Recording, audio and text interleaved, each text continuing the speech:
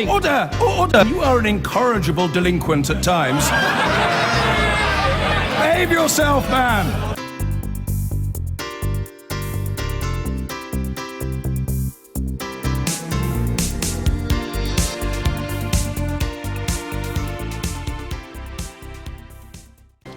Now, they're in all sorts of everyday products, from facial scrubs to toothpaste to shaving gel. But MPs now want to ban cosmetic firms from using microbeads because of the damage they cause to the marine environment.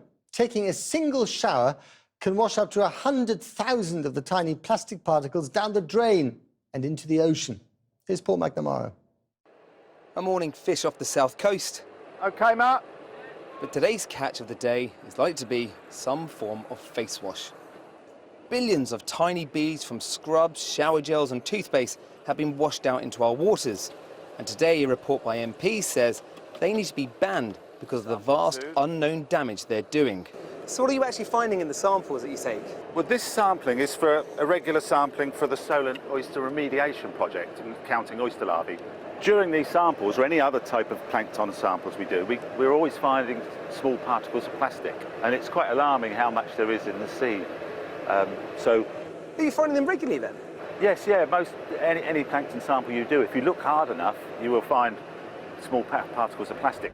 These much-loved scrubs may purify the skin, but evidently pollute the seas. So how big of a problem are these tiny beads? We'll take a shower and as many as 100,000 bits of plastic might end up in our system. And that all adds up. Each year, 86 tons of microbeads ends up in our seas from the UK alone. But these beads are only a tiny fraction of all the microplastics that end up in our oceans. These fish will end up ingesting tiny bits of plastic that started life as carrier bags, tyres, any form of non-biodegradable debris that ends up in the ocean in fragments over time. And at some point, that ends up in you. Sure enough, our morning's catch is teeming with microplastic, and even the experts have no idea what the long-term effects will be. The basic fact is these particles, once they get so small, they're so hard to work with that not much research is actually done on the smallest. It tends to focus on the larger particles that are easily found, easily manipulated. So at some point then, these could pass through, we're consuming, they could pass through into our bloodstream? Absolutely, yes. Even if we don't eat them whole, there'll still be microplastic particles inside them. Once it gets to our bloodstream, we have no idea what's going to happen with it? No, none at all, no. The Environmental Audit Commission is now calling for a total ban on microbeads in cosmetics and toiletries sold in the UK.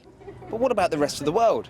Campaigners say it's important for Britain to lead the charge globally. So beyond the physical impact on the ocean, there's this huge symbolic impact that, a country like the UK standing up and saying, actually, these things are bad for the health of the ocean, they're potentially bad for people's health.